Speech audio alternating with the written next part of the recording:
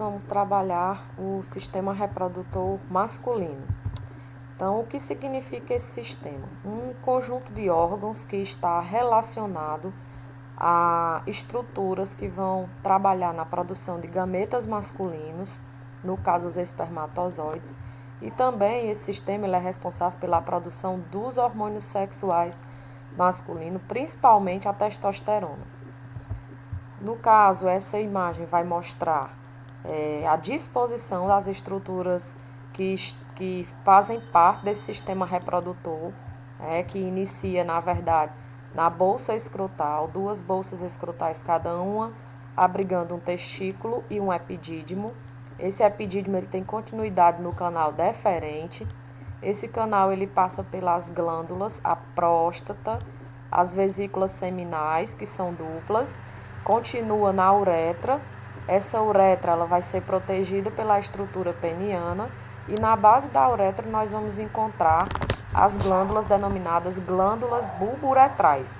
Então nós vamos falar sobre cada uma dessas estruturas relacionadas à função que elas exercem no nosso organismo e também algumas alterações que podem acontecer em cada uma delas. Primeiro vamos entender o seguinte, os órgãos genitais ou órgãos reprodutores masculino e feminino, eles são órgãos denominados homólogos. Isso significa dizer que eles apresentam a mesma origem embrionária. Então, durante o desenvolvimento embrionário, a partir da 10ª semana do desenvolvimento gestacional, as estruturas, de acordo com a informação genética do embrião, vão começar a desenvolver o sistema reprodutor. Então, para que a gente possa aqui fazer um comparativo, a imagem está colorida para que a gente possa ver a homologia das estruturas do sexo masculino com as estruturas do sexo feminino. Então, o que está relacionado a formar a bolsa escrotal, que é uma estrutura de proteção, no sistema reprodutor feminino vai dar origem aos grandes lábios, que também basicamente tem a função de proteção. A região do corpo ou haste peniana tem a mesma origem embrionária que o corpo do clítoris, que são órgãos basicamente de proteção e estimulação. A glande peniana tem a mesma origem embrionária que a glande do clítoris. E o prepúcio, que é a membrana que envolve a glande, é a mesma membrana que vai envolver a região clitoriana. Então, basicamente, o sistema reprodutor masculino e feminino vão apresentar a mesma origem embrionária.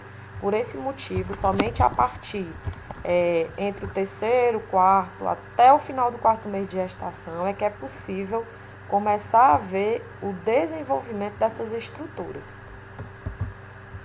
Bom, como foi dito, uma das funções do sistema reprodutor masculino é realizar a produção dos espermatozoides. Essa produção ela é denominada espermatogênese. Só vai acontecer durante a puberdade, é um processo contínuo que ocorre nos túbulos seminíferos e que, a partir das células germinativas, denominadas espermatogônias, essas vão se multiplicar e depois vão passar pelo processo de meiose, onde cada espermatogônia pode dar origem a 4 espermatozoides.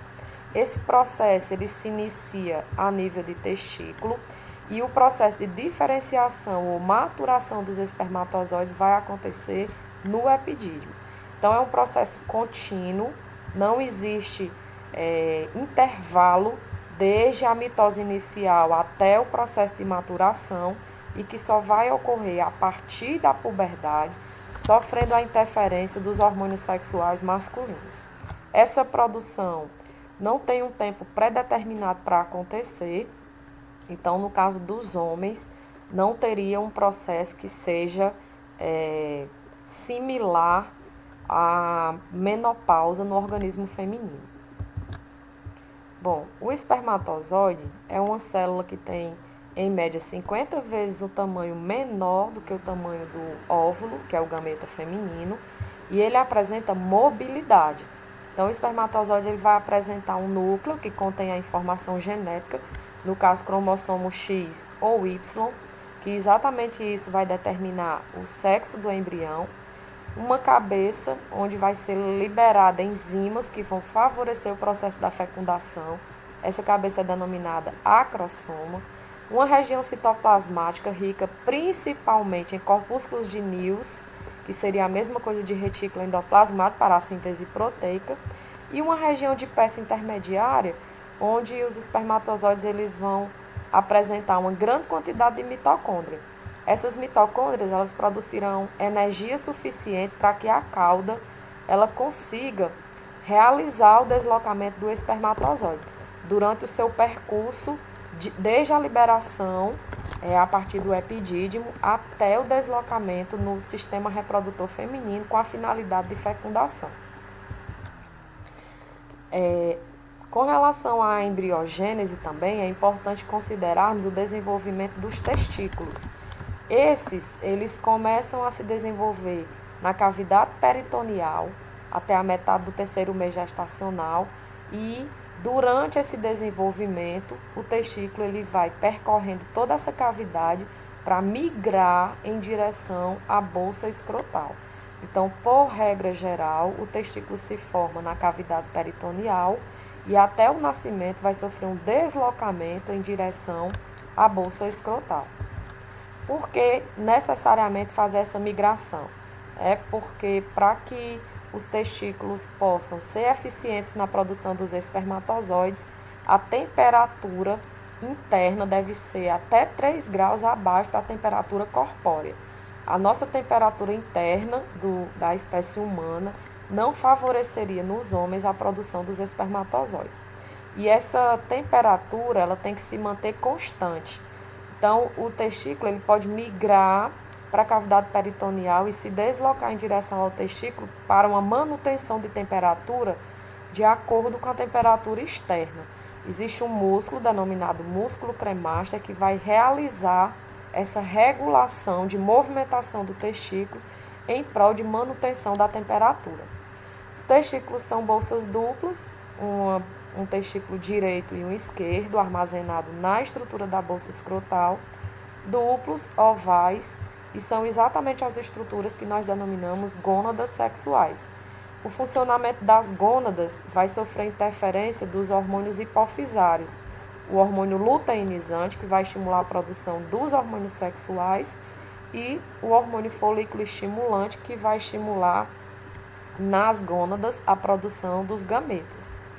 Os testículos eles vão ter de 3 a 4 centímetros, 3 centímetros de diâmetro, em torno de 4 centímetros de comprimento, e além da testosterona, que é o hormônio que caracteriza sexualmente, secundariamente o organismo masculino, acontece também a produção de um outro hormônio denominado dihidrotestosterona. Esse hormônio ele favorece o funcionamento do testículo propriamente dito. Então, ele auxilia, é um hormônio auxiliar em todo o funcionamento testicular. Então, são órgãos importantes porque é a partir desse órgão que vai haver a produção dos espermatozoides e a produção dos hormônios sexuais. No caso interno aos testículos, nós vamos ter as células embriogênicas, as células necessárias para a produção dos gametas. Essas células vão passar por um processo de maturação ou desenvolvimento para formar os testículos e elas terão suporte de células que ficam na região dos septos, denominadas células de Sertoli ou Sertoli. Essas células de Sertoli, elas dão suporte para a espermatogênese acontecer. E também na região mais externa dos testículos, fora dos túbulos seminíferos, que é o local onde os espermatozoides são produzidos, vão existir também células denominadas células de Leydig ou células intersticiais, que são as responsáveis pela produção dos hormônios. Então, células de Leydig produz os hormônios, principalmente a testosterona. As células de Sertoli, elas coordenam ou contribuem para a espermatogênese, e essa espermatogênese vai acontecer no interior dos túbulos seminíferos. Quando o espermatozoide está passando pelo processo final de maturação, em que ele vai ganhar a cauda, receber as enzimas que vão participar da fecundação, ele se abriga em uma bolsa que fica acima do testículo, denominada epidídimo, e ali ele conclui o seu processo de maturação. Então, no interior da bolsa escrotal, em cada uma delas, vai conter o quê? Um testículo e um epidídimo, que é uma bolsa onde o espermatozoide ele vai amadurecer e ele vai ficar temporariamente armazenado até o seu processo de liberação. Existem algumas alterações que podem acontecer a nível testicular e duas mais comuns seriam a varicocele e a criptorquia. Varicocele seria uma inflamação ou veias varicosas, veias inflamadas na região testicular. Essas veias vão sofrer dilatações, causando inflamação, causando dores e podendo causar também a infertilidade. Geralmente o tratamento é à base de hormônios ou procedimento cirúrgico para retirada dos vasos dilatados. A outra alteração, que é a criptorquia, é quando, durante o processo de deslocamento do testículo, durante o desenvolvimento embrionário, esse testículo não se posiciona adequadamente na bolsa escrotal. Então, aqui nessa imagem, nós podemos ver várias regiões em que, durante a criptorquia, esse testículo ele pode se armazenar. Na região da virilha, região femoral, perineal, ir para o lado contrário, né, ocupando também a bolsa escrotal do mesmo lado do testículo que está posicionado adequadamente, e na região chamada suprapúbica. Nesse caso, existem tratamentos, principalmente a níveis hormonais, que podem permitir o deslocamento adequado desse testículo ou método cirúrgico, e caso isso não seja possível, o testículo que sofre a criptorquia não tem possibilidade reprodutiva. Então, isso pode diminuir a eficiência de reprodução do sistema masculino. Falando um pouquinho mais sobre as estruturas a seguir dos testículos, né? Como já foi dito, o epidídimo é uma bolsa que tem a continuação dos túbulos seminíferos e, como já foi falado também, é onde vai acontecer o processo de maturação dos espermatozoides e o seu armazenamento temporário. Ao final do epidídimo começa um ducto ou tubo denominado tubo ou ducto deferente. Esses ductos eles vão realizar o deslocamento do espermatozoide durante o seu processo de eliminação. É nesses ductos também que pode acontecer o método cirúrgico contraceptivo definitivo masculino denominado vasectomia, que seria o quê? Uma interrupção do ducto deferente ainda na altura da bolsa escrotal, já que esse ducto ele pode ter até 40 centímetros de comprimento. Então, logo no início do ducto, fazendo uma pequena incisão na bolsa escrotal, é retirada uma parte do canal deferente para que não haja a liberação dos espermatozoides. Esse tipo de procedimento, ele não vai impedir a produção dos hormônios, já que essa produção ela é a nível testicular, não vai interferir na produção dos espermatozoides em relação a parar totalmente essa produção, porém, como a liberação é por retroalimentação, pode haver uma redução na produção. A única função da vasectomia seria impedir a passagem dos espermatozoides para o meio externo. A eficiência total dessa cirurgia ela só vai ser dada a partir de 3 meses após o procedimento, já que esse tempo pode ser um tempo em que os espermatozoides eles podem ainda ficar retidos ao longo do ducto deferente. Esse canal deferente, né, ele vai receber o fluido seminal ou sêmen, que vai ser exatamente o meio fluido que vai permitir o deslocamento dos espermatozoides para que eles sejam eliminados. Para que isso ocorra, é necessário que 3 grupos de vesículas estejam presentes no sistema reprodutor masculino para que o sêmen ele seja produzido. Então, quem são elas? A próstata, que é uma glândula única, por onde esse canal deferente vai encerrar o seu transporte de espermatozoides se ligando à uretra. As glândulas chamadas glândulas de Cooper ou glândulas bulbouretrais e outras 2 glândulas denominadas vesícula seminal. Então, nós temos uma próstata, duas glândulas bulboretrais, duas glândulas seminais. Todas elas vão produzir um fluido que vai compor o sêmen. Porém, cada uma delas tem funções específicas na composição do sêmen. A próstata, por exemplo, ela produz um fluido que vai ajudar no processo nutricional e no processo de proteção dos espermatozoides. E essa próstata, ela não tem a maior porcentagem de produção do sêmen realizada na sua estrutura. Na verdade, quem produz 80% do sêmen são as vesículas seminais. Então, no caso da vesícula seminal, ela seria uma dupla de glândulas que vai ter como função produzir a maior parte do líquido seminal para o deslocamento dos espermatozoides. Já as glândulas bulboretrais, que ficam na base da estrutura peniana, elas têm algumas funções relacionadas à porção final do sistema reprodutor. Por exemplo, elas vão secretar uma substância alcalina que vai proteger os espermatozoides durante o processo ejaculatório, vai liberar um muco lubrificante que vai revestir a uretra, diminuindo assim o atrito do órgão de cópula durante o ato sexual e facilitando também o processo ejaculatório. Então, essas três glândulas vão trabalhar em conjunto para compor o líquido seminal, proteger, nutrir e favorecer o processo copulatório. Já no caso da uretra, é um tubo que pode ter entre 25 a 30 centímetros de comprimento, que vai desde a base da bexiga urinária até a estrutura mais externa peniana, denominada glande. A uretra, no sistema reprodutor masculino, vai ser exatamente o órgão de liberação dos espermatozoides para o meio externo. Mas a uretra, ela também está relacionada ao sistema urinário.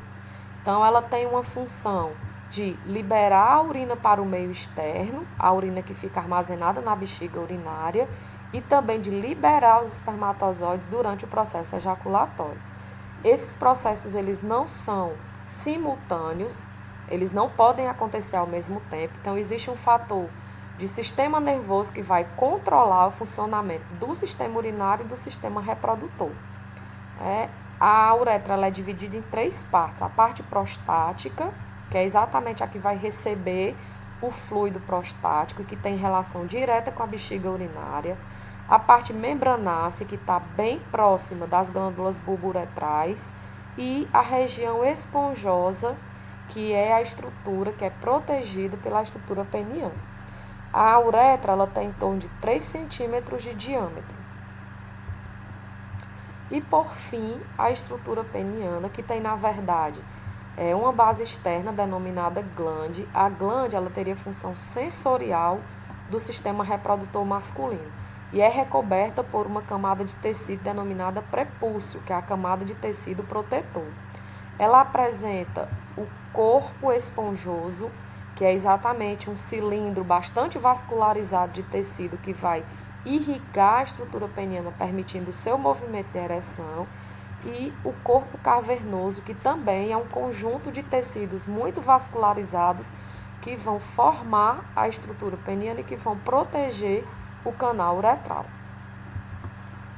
Então, existe uma movimentação da estrutura peniana em que, para que essa movimentação de ereção ocorra, o corpo cavernoso e o esponjoso vão receber uma vascularização, uma irrigação sanguínea densa, vai aumentar a pressão sanguínea nessa região para que o órgão ele possa tanto ficar ereto para a liberação de urina, como também para a liberação dos espermatozoides durante o ato sexual. Bom, uma das alterações que nós podemos falar na estrutura peniana seria a fimose, que é quando existe um excesso de tecido na região do prepúcio e durante o processo de ereção da estrutura peniana, esse prepúcio não consegue ser retraído, liberando a glande para que a uretra ela fique exposta. Então, no caso da fimose, existe tratamento medicamentoso e tratamento cirúrgico para que haja uma retirada do excesso de pele, já que esse excesso pode causar dor ao urinar pode causar um impedimento de liberação da estrutura do sêmen e que pode causar dificuldades no processo de fertilização ou de fertilidade. Então é isso, eu espero que vocês tenham compreendido. Bons estudos e até a próxima.